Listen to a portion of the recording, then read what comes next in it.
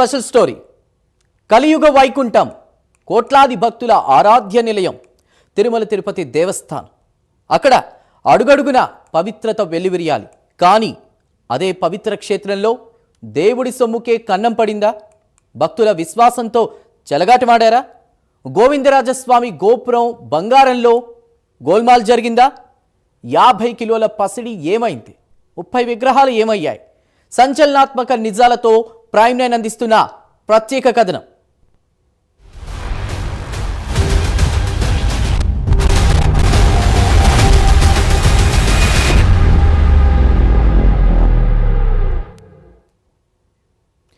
కలియుగ దైవం కొలువైన తిరుమల పుణ్యక్షేత్రం మరోసారి కుంభకోణాల ఆరోపణలతో దద్దరిల్లుతోంది. లడ్డు నెయ్యి కల్తీ, పరకామణిలో చేతివాటం, వస్త్రాల కొనుగోళ్లలో అవకతవకలు, ఇలా గత ప్రభుత్వ హయాంలో జరిగిన ఒక్కో అక్రమం కూడా వెలుగులోకి వస్తుండగానే ఇప్పుడు అంతకు మించిన మహాపాపం ఒకటి బట్టబయలైంది. తిరుపతిలోని శ్రీ గోవిందరాజస్వామి ఆలయ విమాన గోపురం బంగారు తాపడం పనుల్లో ఏకంగా 50 కిలోల బంగారం మాయమైందన్న ఆరోపణలు ఇప్పుడు పెను ప్రకంపనలు సృష్టిస్తున్నాయి. ఇది కేవలం ఆరోపణ కాదు. దీనిపై కూటమి ప్రభుత్వం నియమించినటువంటి విజిలెన్స్ విభాగం లోతైన దర్యాప్తు ప్రారంభించింది. ఇంతకీ ఆ గోపురం పనుల్లో ఏం జరిగింది? 100 కిలోల బంగారానికి లెక్కలేవి?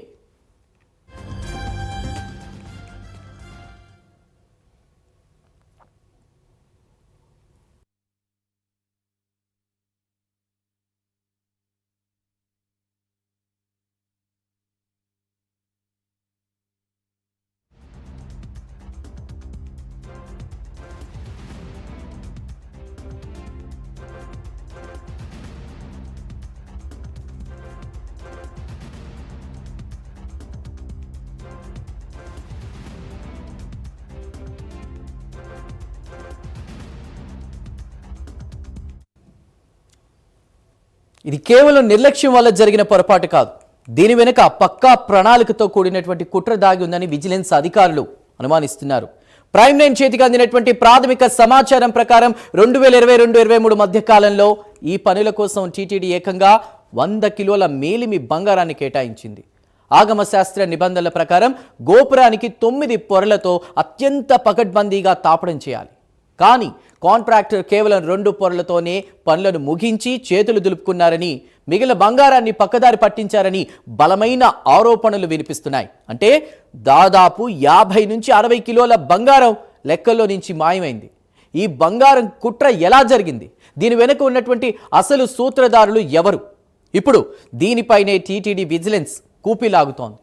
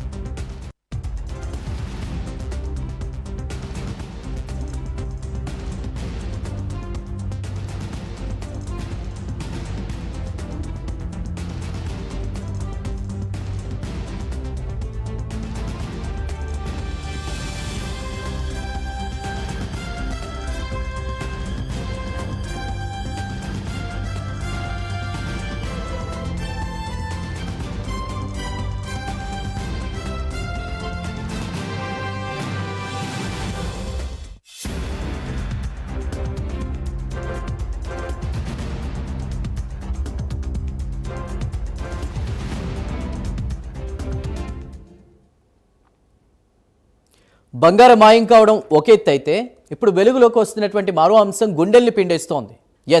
బంగారు తాపడం పనుల పేరుతో గోపురంపై కొలువైనటువంటి సుమారు 30 దేవతా విగ్రహాలను ధ్వంసం చేశారనే వార్త భక్తులను తీవ్ర దిగ్భ్రాంతికి గురి చేస్తోంది. విగ్రహాలను జాగ్రత్తగా తొలగించి పనులు పూర్తయ్యాక పునఃప్రతిష్ఠించాల్సింది పోయి వాటిని ముక్కలు చేశారంటేనే ఇంతకంటే దారుణం మరొకటి ఉంటుందా? ఇది కేవలం అవినీతి కాదు, ఆగమ శాస్త్రాన్ని కాలరాయడం, హిందూ సాంప్రదాయాలను అవమానించడమే. ఈ విగ్రహాల విధ్వంసం వెనుక అసలు ఉద్దేశం ఏంటి? పనులను సులభంగా ముగించుకోవడానికా, లేక దీని వెనుక మరేదైనా దురుద్దేశం ఉందా? ఈ పాపానికి అసలు బాధ్యులెవరు?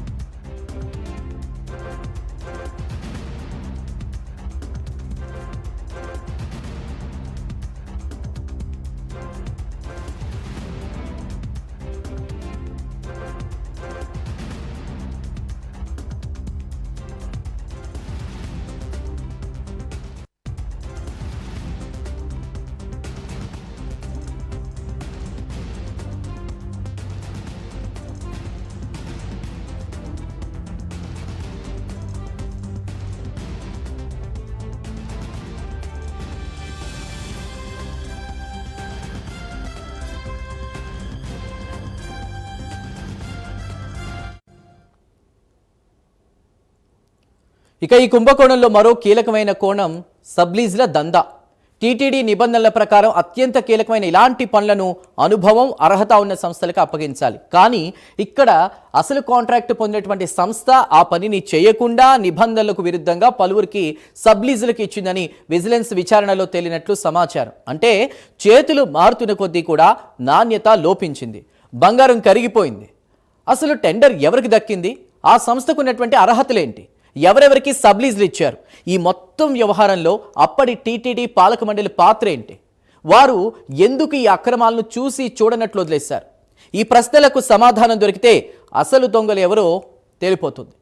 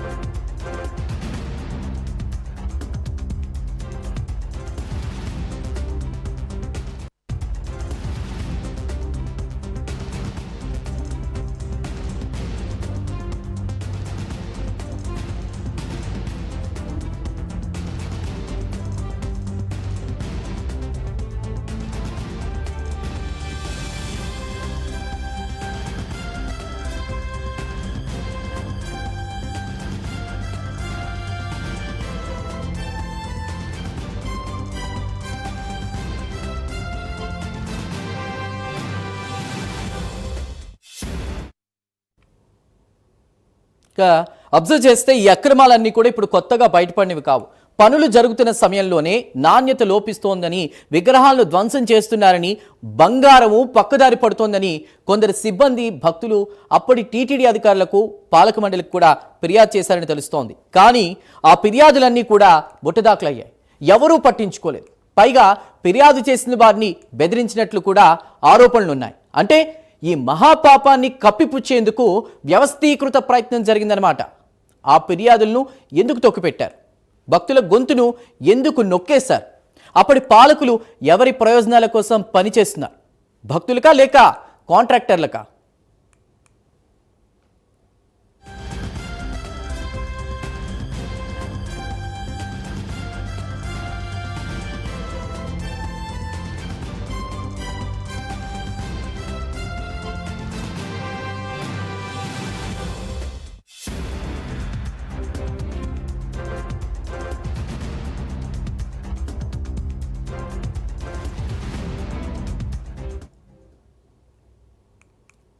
మొత్తం మీద ఇప్పుడు అందరి చూపు విజిలెన్స్ విచారణపైనే ఉంది. బిఫోర్ దట్ మా రాజు సిద్ధంగా ఉన్నారు. ప్రస్తుతం మా ప్రతినిధి రాజు, మనం చూసుకుంటే గనక ఇప్పుడు గోల్డ్ స్కామ్ అనేది తిరుపతిలో ఒక్కొక్కటి అక్రమాలు బయటకు వస్తూ ఉన్నాయి. తిరుమలకు సంబంధించి చూసుకుంటే గనక అయితే ఇప్పుడు 100 కిలోల తాపడం కోసం అని చెప్పి తర్వాత 50 కిలోలు మాత్రమే 2 పొరలుగా వేసి 9 పొరలు వేయకుండా ఇదంతా ఏంటి?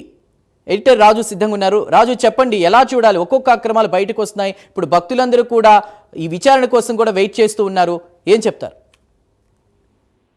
రైట్ చంద్రు, మొత్తానికి చూస్తున్నాం తిరుమల తిరుపతి దేవస్థానానికి సంబంధించి వైఎస్ఆర్ కాంగ్రెస్ పార్టీ హయాంలో జరిగినటువంటి ఒక్కొక్క కుంభకోణం అనాలనా, అక్రమాలనాలనా, లేకపోతే పాపాలనాలనా ఏంటని తెలవాలో తెలియట్లేదు. కానీ ఒక్కొక్కటిగా కూడా వెలుగులోకి వస్తూ ఉన్న పరిస్థితి.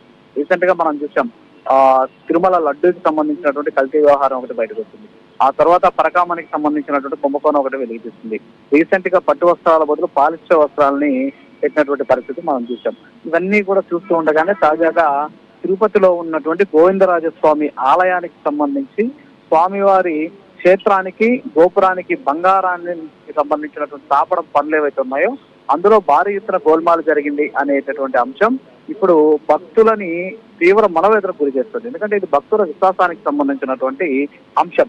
వాస్తవంగా టీటీడీకి సంబంధించినటువంటి ఆలయాల్లో గోపురాలకి గోల్డ్ మలం అనేది వేస్తూ ఉంటారన్నమాట. అంటే బంగారు గోపురాలు అంటాం మనం, స్వర్ణ తాపడం అంటాం. సో ఈ స్వర్ణ తాపడం వేసేటువంటి సందర్భంలో ఏం చేశారంటే 2022-23 స్థాయిలో ఏం చేశారంటే 100 కేజీల బంగారాన్ని ఆగమ శాస్త్రం ప్రకారం గోవిందరాజస్వామి ఆలయానికి ఉన్నటువంటి గోపురానికి బంగారు తాపడం చేయాలి అని చెప్పేసి నిర్ణయం తీసుకుంది టీటీడీ. అందుకోసం 100 కేజీల ఏదైతే మన 916 గోల్డ్ అంటే ఏదైతే అంటామో, అంటే 90% ప్యూరిటీ తోటి ఉన్నటువంటి గోల్డ్ కి సంబంధించినటువంటి బాక్స్ ని టీటీడీ ఇచ్చినటువంటి నేపథ్యంలో అందులో కేవలము ఒక 50 కేజీలు మాత్రమే వినియోగించి మరొక 50 కేజీల బంగారాన్ని మాయం చేశారు అనేటటువంటి అంశం ఇప్పుడు తీవ్ర స్థాయిలో ఆందోళనకు గురి చేస్తూ ఉన్నటువంటి పరిస్థితి. వాస్తవంగా దీన్ని చూస్తే మనం ఇక్కడ కాంట్రాక్టర్ ఎవరైతే ఒక లేడీ జ్యోతి అనేటటువంటి ఒక కాంట్రాక్టర్ పనులు అప్పగించారు. ఆమె ఏం చేసిందంటే దాన్ని సబ్లీజ్ కి ఇద్దరికి ఇచ్చారు. ఆ ఇద్దరు కూడా అన్యమతస్తులు. సో ఈ అన్యమతస్తులైనటువంటి ఆ ఇద్దరే ఈ గోల్డ్ మల్లం వర్క్స్ అంటాం అనమాట వీటిని. సో ఇవి చేసేటటువంటి సందర్భంలో హిందూ సంఘాలన్నీ కూడా వెళ్ళి వాళ్ళని పట్టుకోవడం కూడా జరిగింది. ఈ సందర్భంలో అనేక రకాలైనటువంటి అంశాలు వెలుగులోకి వచ్చాయి. గోవిందరాజస్వామి ఆలయం అనేది ఎంతో ప్రాశస్త్యం కలిగినటువంటి ఆలయం. తిరుమల శ్రీవారికి సోదరుడుగా చెప్పుకునేటటువంటి గోవిందరాజస్వామి ఆలయానికి ఎంతో ప్రాశస్త్యం ఉంది. మరి ఆ ఆలయ గోపురం మీద అనేక రకాలైనటువంటి దేవతామూర్తులకు సంబంధించినటువంటి విగ్రహాలు ఉన్నాయి. ఈ విగ్రహాలలో ఎలాంటి ఏదైతే డిస్టర్బ్ కాకుండా వీటిని తయారు చేయాల్సి ఉంటుంది. కానీ ఇక్కడ చూస్తే మనం దాదాపు 30కి పైచులకు విగ్రహాలు విరిగిపోయినటువంటి పరిస్థితి. ప్రైమ్ న్యూస్ లో కూడా మనం చూడొచ్చు, స్క్రీన్ మీద మనం చూపిస్తున్నాం. అక్కడ ఉన్నటువంటి ఈ ఐడియల్స్ ఏవైతే ఉన్నాయో ఇవన్నీ కూడా నరసింహస్వామి ఒక పక్క, వరాహస్వామి ఒక పక్క, నారాయణ స్వామి, అలాగే వైకుంఠ నారాయణ స్వామి అనేటటువంటి విగ్రహాలు పై వరుసలో ఉంటాయి. కింద వరుసలో వచ్చేసి అగ్ని, నైరుతి, ఈశాన్యం, వాయువు అనేటటువంటి ఈ మూలల్లో ఈ విగ్రహాలు ఉన్నటువంటి పరిస్థితి. వాటన్నిటిని కూడా వీళ్ళు ధ్వంసం చేసేసారు. మరోపక్క దేవేంద్రుడు ఒక పక్క, యముడు ఒక పక్క, వేణుగోపాల స్వామి విగ్రహం, గరుడాకి సంబంధించినటువంటి ఒక 4 విగ్రహాలు, అలాగే కుబేరుడికి సంబంధించిన విగ్రహం, అలాగే వరుణుడికి సంబంధించిన విగ్రహం, అలాగే గోపుర తాంగి అనేటటువంటి 4 ఐడల్స్. మొత్తం కూడా 30కి పైచిలకు దాని మీద ఉన్నటువంటి పురాతనమైనటువంటి శిల్పాలను వీళ్ళు ధ్వంసం చేసేసినటువంటి పరిస్థితి. వాస్తవంగా ఆగమ శాస్త్రం ప్రకారం ఏం చేయాలి అంటే గోల్డ్ మలం వర్క్ చేసేటువంటి సందర్భంలో వాటి కొలతలు తీసుకొని అక్కడ ఉన్నటువంటి ఆ గోపురం మీద ఉన్నటువంటి విగ్రహాలకి ఎక్కడ డిస్టర్బ్ జరగకుండా ఉండే విధంగా దానికి కూడా గోల్డ్ కి సంబంధించినటువంటి పూత వేయాల్సినటువంటి పరిస్థితి ఉంటుంది. కానీ అవేమి కూడా లేకుండా ఇష్టానుసారం వాటిని ధ్వంసం చేసేసి ఒక రకంగా చెప్పాలంటే స్వామివారి గోపురానికి మొత్తం కూడా ఉన్న విగ్రహాలను పగలగొట్టేసి ఈ గోల్డ్ వర్క్ ని చేసినటువంటి సిచ్యువేషన్ ఉంది. సో దీనికి సంబంధించి భారీ ఎత్తున అప్పట్లోనే విమర్శలు వ్యక్తమయ్యాయి. అంతేకాకుండా ఏదైతే గోల్డ్ కి సంబంధించి తాపన పనులు చేశారో అక్కడ చూస్తే మనం దాని మీద ఉన్నటువంటి అంతా కూడా కోటింగ్ అంతా కూడా పోతూ ఉన్నటువంటి పరిస్థితి. వాస్తవంగా గోల్డ్ ప్లేట్ కి సంబంధించినటువంటి కోటింగ్ చేస్తే ఏమవుతుంది అంటే చాలా బాగుంటుంది. కానీ అది ఒక రకంగా చెప్పాలంటే అది లక్క వేయడము, ఎంసీల్లు వేసి కొంచెం ఇబ్బందికరంగా, అంటే ఉన్నటువంటి గోల్డ్ కంటే నాసిరకమైనటువంటి గోల్డ్ ను వాడారు. అంటే 100 కేజీల గోల్డ్ ను వాడాల్సిన చోట 50 కేజీలు వాడారు అనేది ఇప్పుడు ప్రస్తుతానికి అభియోగంగా ఉంది. దీని మీద ప్రస్తుతానికి విజిలెన్స్ కి సంబంధించినటువంటి విచారణ అయితే కొనసాగుతున్న పరిస్థితి కనిపిస్తుంది. మీరు చెప్పిన దాన్ని బట్టి చూస్తే కొండపైన ఉన్న దేవుడినే కాదు, కొండ కింద ఉన్నటువంటి దేవుడిని కూడా వదలలేదని తెలుస్తోంది. అయితే ఇక్కడ చాలా మంది భక్తులు కావచ్చు, కొంతమంది ఫిర్యాదు కూడా చేశారని తెలుస్తోంది. వారిని కూడా బెదిరించారు లేదా వాళ్ళ ఫిర్యాదులను కూడా పట్టించుకోలేదని తెలుస్తోంది. సో ఇందులో టీటీడీ పాలక మండలికి సంబంధించినటువంటి వ్యవహారం ఏమైనా ఉందా, ఎలా చూడాలి? వాస్తవంగా ఏంటంటే మీరు చెప్పినట్టు 2023 ఏప్రిల్ 17వ తేదీన కొంతమంది ఏం చేశారంటే ఈ టీటీడీకి సంబంధించి తిరుపతి, మీరు చెప్పినట్టు తిరుమల కొండ కింద ఉన్నటువంటి గోవిందరాజస్వామి ఆలయానికి సంబంధించిన వక్తుల అక్రమాలు జరుగుతున్నాయనేటువంటి విషయాన్ని గుర్తించి, అలాగే అన్య మతస్థులతో పనిచేపిస్తున్నారని గుర్తించిన తర్వాత ఏం చేశారంటే వీళ్ళంతా ఈ గోల్డ్ ఎక్కడైతే జరుగుతుందో ఆ ప్రాంతానికి వెళ్ళారనమాట.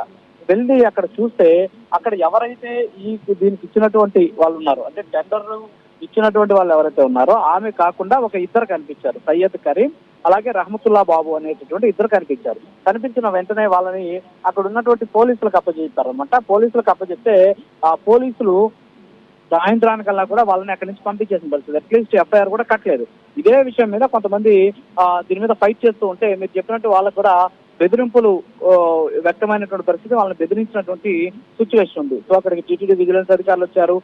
మొత్తం 3 హైకోర్టులో కేసులు కూడా దాఖలు చేశారు. ఈ 3 కేసులు వేస్తున్నటువంటి వాళ్ళు ఒకరు కర్ణాటక కళ్యాణి, మనం చూస్తుంటాం సినిమా యాక్టర్, ఆమె ఒక కేసేశారు. అలాగే లలిత్ కుమార్ అనేటువంటి హిందూ సంఘం నుంచి ఇంకొక ఆయన ఇస్తారు, ఇంకా ఆయన తుమ్మా ఓంకార్. సో వీళ్ళు 3 పిటిషన్లు వేశారు. ఆ తర్వాత 2 పిటిషన్స్ సైలెంట్ గా ఉన్నటువంటి పరిస్థితి. అయితే ప్రస్తుతానికి తుమ్మా ఓంకార్ కి సంబంధించినటువంటి కేసు ఏదైతే ఉందో అది మాత్రమే ప్రస్తుతానికి పరిగణలోకి తీసుకున్నటువంటి పరిస్థితి. దాని మీదే ప్రస్తుతానికి హైకోర్టు కూడా ఒక ఆర్డర్స్ కూడా రిలీజ్ చేసింది. ఏంటి అంటే ప్రస్తుతం ఉన్నటువంటి పరిస్థితుల్లో ఈ కేసుకి సంబంధించి ఖచ్చితంగా ఈ లెక్కలు ఎక్కడికి పోవు, విగ్రహాలు ఎన్ని ఉన్నాయనేది తెలుసు కాబట్టి ప్రస్తుతానికి ఈ కార్యక్రమం ఏదైతే ఉందో, అంటే గోపురానికి సంబంధించినటువంటి వైదిక కార్యక్రమం ఏదైతే ఉందో దాన్ని పూర్తి చేసిన తర్వాత ఈ అంశానికి సంబంధించినటువంటి తీర్చిస్తాం, ప్రస్తుతానికి ఆ పని కానివ్వండి అని చెప్పేసి కోర్టు అభిప్రాయపడింది అనమాట. సో అందుకని ఏం చేశారంటే ఆ జీర్ణోద్ధరణకు సంబంధించినటువంటి కార్యక్రమాలు చేసేసారు. వీళ్ళు చేసిన తర్వాత సైలెంట్ అయిపోయినటువంటి పరిస్థితి. అయితే తాజాగా దీనికి సంబంధించినటువంటి ఫిర్యాదులు అందడం, ఒక్కొక్కటిగా టీటీడీలో వైసీపీ హయాంలో జరిగినటువంటి అక్రమాలకు సంబంధించినటువంటి ఆరోపణలు రావడం, విమర్శలు రావడం, ఇవన్నీ కూడా తీసుకున్నటువంటి విజిలెన్స్ ప్రస్తుతానికి విచారణని వేగవంతం చేసినటువంటి నేపథ్యంలో వాస్తవాలన్నీ కూడా వెలుగు చూస్తూ ఉన్నటువంటి పరిస్థితి. ఇక్కడ 2 అంశాలు మనం చూడాలి. ఒకటి గోల్డ్ సంబంధించి అక్రమాలు జరిగాయి. సరే గోల్డ్కి అక్రమాలు జరిగాయంటే సరే అది ఆర్థిక పరమైనటువంటిది, స్వామివారికి భక్తులు అచంచలమైనటువంటి భక్తితో ఇచ్చేది. అంటే ఆ గోల్డ్ ఏదో పోయి గోల్డ్ షాప్ లో కొనే బంగారు కాదు అక్కడ ఇచ్చింది. ఆ గోల్డ్ ఏంటి అంటే భక్తులు స్వామివారికి హుండీలో వాళ్ళ నిలువు దోపిడీ కింద, అంటే వాళ్ళ ఒంట్లో ఉన్నటువంటి ఒంటి మీద ఉన్నటువంటి ఆభరణాన్ని కూడా తీసి అక్కడ ఉన్నటువంటి హుండీలో వేస్తారు. ఆ హుండీలో నుంచి వచ్చినటువంటి గోల్డ్ ని వీళ్ళు ఏం చేస్తారంటే మళ్ళీ దాన్ని తీసుకెళ్లి ప్యూరిఫై చేసి గోల్డ్ బార్స్ లాగా తయారు చేస్తారనమాట. సో అంటే భక్తులు తమ శరీరం మీద ఉన్నటువంటి బంగారాన్ని తీసి నిలువు దోపిడీగా ఇచ్చినటువంటి బంగారం తోటి ఆలయానికి వీళ్ళు పూతగా వాడాల్సినటువంటి దాంట్లో కూడా కొట్టేశారు. అంటే ఇది నిజంగా ఒక రకమైనటువంటి ఆందోళన కలిగించేటటువంటి అంశం. సరే ఇది పక్కన పెడితే అక్కడ చాలా పురాతనమైనటువంటి ఆలయం, అది ప్రాశస్త్యం ఉన్నటువంటి ఆలయం. మరి అలాంటి ఆలయానికి సంబంధించి గోపురం మీద ఉన్నటువంటి విగ్రహాలను ధ్వంసం చేయడం, ఆ హక్కు ఎవరిచ్చారు అసలు వాళ్ళకి? గోపురం మీద ఎంతో పురాతనమైనటువంటి విగ్రహాలు ఉన్నాయి. ఆ విగ్రహాలన్నీ కూడా ఆగమ శాస్త్రానుసారం నిర్మించినటువంటి ఆలయం అది. ఇందాక నేను చెప్పినటువంటి ఐడియాస్ దాదాపు 30 వరకు కూడా ఈ విగ్రహాలు ఉన్నటువంటి పరిస్థితి గోపురం మీద. సో వాటన్నిటిని కూడా కొట్టేసి, ఎందుకంటే వాటికి కూడా షేప్ తీసుకురావాలంటే బంగారం ఎక్కువ అవుతుంది. అంటే అక్కడ ఉన్నటువంటి ఏదైతే ఆ గోపురం మీద ఉన్నటువంటి విగ్రహాలు ఉన్నాయో ఆ విగ్రహాలకి కూడా షేప్ తీసుకొచ్చి దాని మీద గోల్డ్ మళ్ళా, అంటే గోల్డ్ పూత వేయాలి, ఆ రేకులు కట్టాలి అంటే ఎక్కువ బంగారం అయితే. అదే అక్కడ ఉన్న విగ్రహాలను కంటే కొట్టేస్తే జస్ట్ ఒక గోపురం లాగా తయారైపోద్ది. దాన్ని ఎలాగైనా సరే బంగారాన్ని మిగిలించుకోవచ్చు అనేటువంటి ఒక దురాశ కూడా అయ్యి ఉండవచ్చు బహుశా. సో కాబట్టి ఈ నేపథ్యంలో ఏం చేశారంటే అందులో ఉన్నటువంటి విగ్రహాలను కూడా ధ్వంసం చేసినటువంటి పరిస్థితి. సో విగ్రహాలను ధ్వంసం చేయడం అనేది అది ఒక వారసత్వ సంపద, ఆధ్యాత్మిక సంపదగా మనం చూడాలి. మరి వీళ్ళకు ఉన్నటువంటి ఏదైతే వాళ్ళకు ఉన్నటువంటి అనేక రకాలైనటువంటి అంశాల నేపథ్యంలో దాన్ని కొట్టేసేందుకు ఉన్నటువంటి సంపదను కూడా ధ్వంసం చేసినటువంటి పరిస్థితులు కూడా ఇప్పుడు ఆందోళన కలిగిస్తూ ఉన్నటువంటి సిచ్యువేషన్ అయితే ఉంది. ప్రస్తుతానికి విజిలెన్స్ విచారణ అయితే కంటిన్యూ అవుతుంది. చందు, మీరు చెప్తున్న దాన్ని బట్టి చూస్తే కనుక ఆగమ శాస్త్రాల ప్రకారం కూడా 9 లేయర్స్గా ఆ తాపడం అంతా కూడా వేయాలి, బంగారు తాపడం అంతా కూడా. కానీ ఇక్కడ 2 లేయర్సే వేశారు. 100 కేజీలు అని చెప్పి 100 కిలోలు అని చెప్పి 50 కిలోల వరకే వాడినటువంటి పరిస్థితి. సో అంటే అక్కడ నిర్లక్ష్యం కనిపిస్తుందా? ఎంతమంది కంప్లైంట్ చేసినా కూడా, ఫిర్యాదులు అందినా కూడా నిర్లక్ష్యమా, లేదంటే కావాలనే కుట్ర పన్నారా? కప్పిపుచ్చుకునేందుకు ఒక వ్యవస్థీకృత ప్రయత్నం ఏమైనా జరిగిందా? సో ఇప్పుడు విచారణ జరుగుతుంది కాబట్టి నిజానిజాలు బయటకు వచ్చే అవకాశం ఉందా? కూటమి ప్రభుత్వం కూడా బయటకు తీసుకురావాలని ప్రయత్నం చేసినట్టు తెలుస్తోంది. రాజు, ఏమంటారు? ఖచ్చితంగా. ఎందుకంటే ఇక్కడ గోపురానికి సంబంధించి గోల్డ్ మలం వర్క్ జరిగాయి. అంటే గోల్డ్ సంబంధించినటువంటి పూత వేసి ఆ రేకులు ఉంటాయి, రాగి రేకులు ఉంటాయి. సో ఆ రాగి రేకులకు ఏం చేస్తారంటే వీళ్ళు గోల్డ్ పూత వేస్తారు. ఈ గోల్డ్ పూత ఎక్కడి నుంచి వస్తుందంటే ఇందాక మనం అనుకున్నట్టు ఆ 100 కేజీల బంగారాన్ని కరిగించి దాన్ని పూతగా తయారు చేసి ఆ కరిగించినటువంటి దాన్ని రాగి రేకుల మీద వాళ్ళు పెయింట్ లాగా వేస్తారు అనమాట. సో ఆ పూత అది. సో ఆ పూతతో ఏం చేస్తారు అంటే పైన ఉన్నటువంటి శిల్పాలు ఏవైతున్నాయో ఆ శిల్పాలు కూడా షేపులు తయారు చేస్తారు. షేపులు తయారు చేసి నీట్ గా అక్కడ ఉన్నటువంటి శిల్పం ఏదైతే ఉందో దానికి అనుగుణంగానే ఇక్కడ ఈ రాగి రేకులను బంగారు పూత వేసినటువంటి రేకులను తయారు చేసి వాటికి అమర్చాలి. కానీ ఇక్కడ ఏమైంది అంటే అక్కడ అమర్చాలి అంటే ఎక్కువ ఖర్చు అవుతుంది అనేటువంటి ఉద్దేశంతో ఏం చేస్తారంటే ఆ విగ్రహాలు పగలగొట్టేస్తారు. అంటే వాటిని ఒక రకంగా చెప్పాలి ధ్వంసం చేసేస్తారు. సో ధ్వంసం చేయడం వల్ల ఏమైపోయింది, శిఖరము షేపు ఒక రకంగా వచ్చేసింది. సో శిఖరం ఒక షేప్ వచ్చేసింది కాబట్టి ఏం చేశారంటే జస్ట్ దాని ఒక శిఖరం లాగానే, అంటే ఒక గోపురం లాగానే తయారు చేశారు. కానీ అందులో ఉన్నటువంటి విగ్రహాలని మాయం చేసేసినటువంటి పరిస్థితి ఒక పక్క. ఇందాక దాన్ని బట్టి చూసుకుంటే గనక 30 విగ్రహాలని బాగు చేయడం కోసం తొలగించిన తర్వాత అయినా పునఃప్రతిష్ఠ చేయాలి. అలా చేయకుండా ఉన్న గోల్డ్ని యూజ్ చేసేసి మిగతాది తీసుకున్నారంటే ఒకవేళ విగ్రహాలు పెట్టాల్సి వస్తే ఇంకా గోల్డ్ అవసరం అవుతుందని ఒక కుట్రపూర్తిగానే ఇది చేశారనుకోవచ్చా? కాదు చందు, ఇక్కడ ఏంటంటే అందులో ఉన్నటువంటి విగ్రహాలను తొలగించడం అనేది మహాపాపం, మహా అపచారం. ఎందుకంటే అవి గోపురంతో పాటు నిర్మించిన కొన్ని వందల సంవత్సరాల క్రితం గోపురంతో పాటు గోపురం మీద నిర్మించినటువంటి విగ్రహాలు అవి. సో అలాంటి విగ్రహాలను వీళ్ళు పగలగొట్టేశారు. పగలగొట్టే వాటిని ఇంకా పునర్నిర్మించేటటువంటి పరిస్థితి ఉండదు. వాటి మీద చెయ్యకూడదు అసలు యాక్చువల్ గా.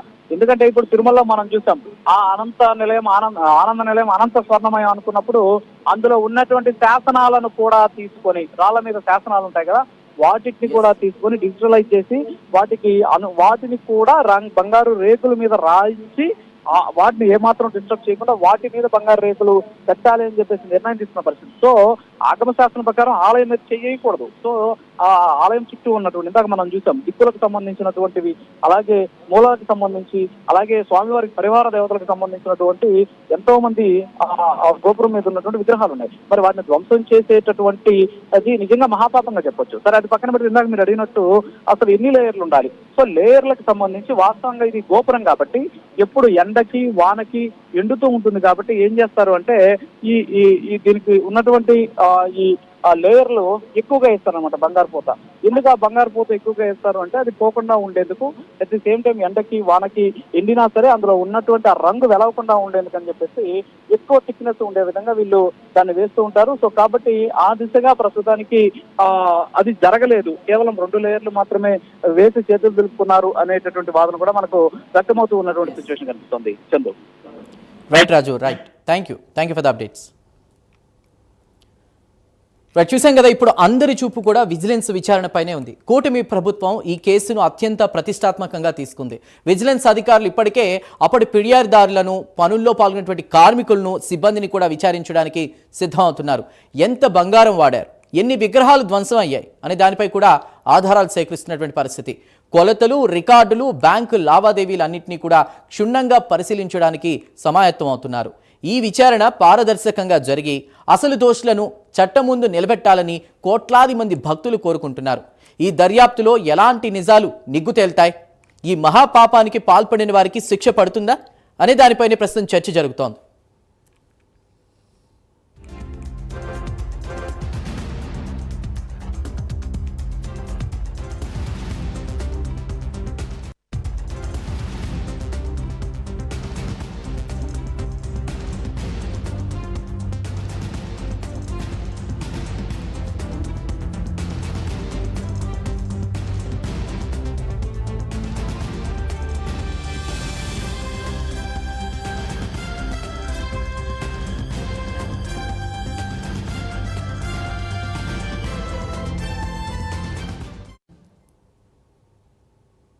ఇక ఈ కుంభకోణంలో మరో కీలకమైన కోణం సబ్లీజుల దందా.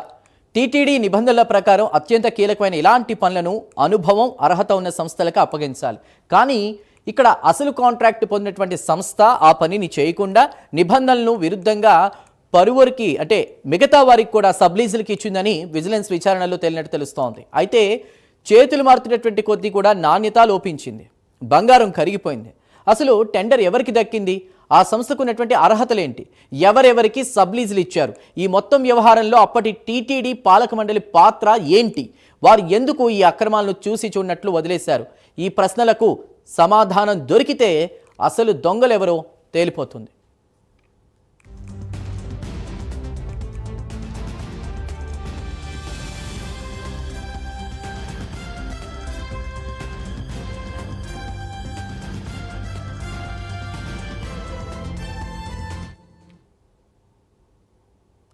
ఈ అక్రమాలన్నీ కూడా ఇప్పుడు కొత్తగా బయటపడినవి కావు. పనులు జరుగుతున్న సమయంలోనే నాణ్యత లోపిస్తోందని, విగ్రహాలను ధ్వంసం చేస్తున్నారని, బంగారం పక్కదారి పడుతుందని కొందరు సిబ్బంది, భక్తులు అప్పటి టీటీడీ అధికారులకు, పాలక మండలికి ఫిర్యాదులు చేసినారని తెలుస్తోంది. కానీ ఈ ఫిర్యాదులన్నీ కూడా బుట్టదాఖలు అయ్యాయి, ఎవరూ పట్టించుకోలేదు. పైగా ఫిర్యాదు చేసిన వారిని బెదిరించినట్లు కూడా ఆరోపణలున్నాయి. అంటే ఈ మహాపాపాన్ని కప్పిపుచ్చేందుకు వ్యవస్థీకృత ప్రయత్నం జరిగిందన్నమాట.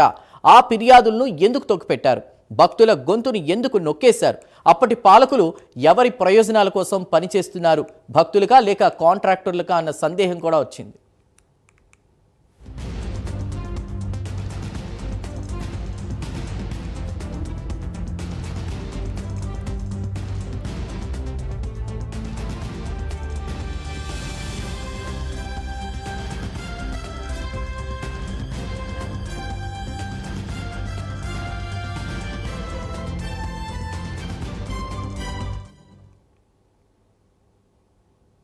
డబ్బు అధికారం కోసం ఎంతకైనా దిగజారిన సందర్భాలు మనం చూసాం. కానీ దేవుడి సొమ్మును దోచుకోవడం, భక్తుల విశ్వాసంతో ఆడుకోవడం క్షమించరాని నేరం.